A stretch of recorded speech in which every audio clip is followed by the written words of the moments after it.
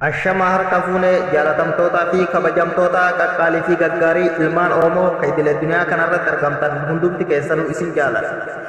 Yeroo ammaa kana akkuma waliin agarru ijoolleen Oromoo Suudi Arabiyyaa magaalaa Riyaadii fi Xariiqa Alkarji kan jedhamu akkasuma bakkee gara garaatti hidhamanii hidhaan saaxilamuu isaanii dhagahaa jirra. Akkuma viidiyoo arginu kalee fi dheengaddaa tumuudhaan yookaan ammoo waan adda addaa godhuudhaan ijoolleen tenne hedduu tokko miidhamu jirti.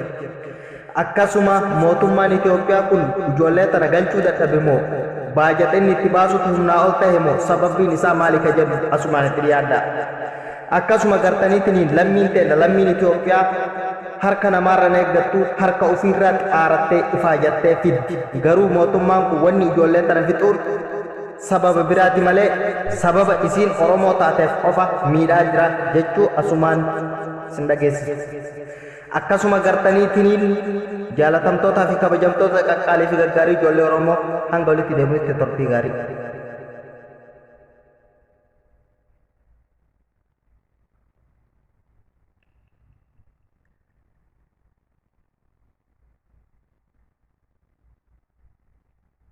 Akkasuma ijoolleen Oromoo yeroo ammaa kana miidhama guddaa keessa jirti. Imbaasiin biyya Suudii keessatti argamus dhaqee hin laalle, dhaqee hin dubbisne, maal dalaydan, maalitti jirtan isin galchina jedhee abdii ittiin horre akkuma ol naqanii cal'isanitti achitti warra du'e dhufanii reeffa gurgurachuu yookaan ammootu gumaa isin nyaachuutti jira mootummaan Itoophiyaa kan biyya bulchu Abiyyi Ahmad kan jedhamu jechuudha.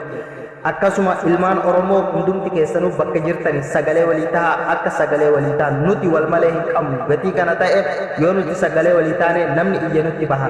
Yoo nuti walitti callifne ammootu numatu dhuma. Kanaaf carraan irra ijoollee san dhaqqabe tarii bor nullee nu dhaqqaba. Kanaaf raftanii hin bulina halkanii guyyaa iyya dabarsaa.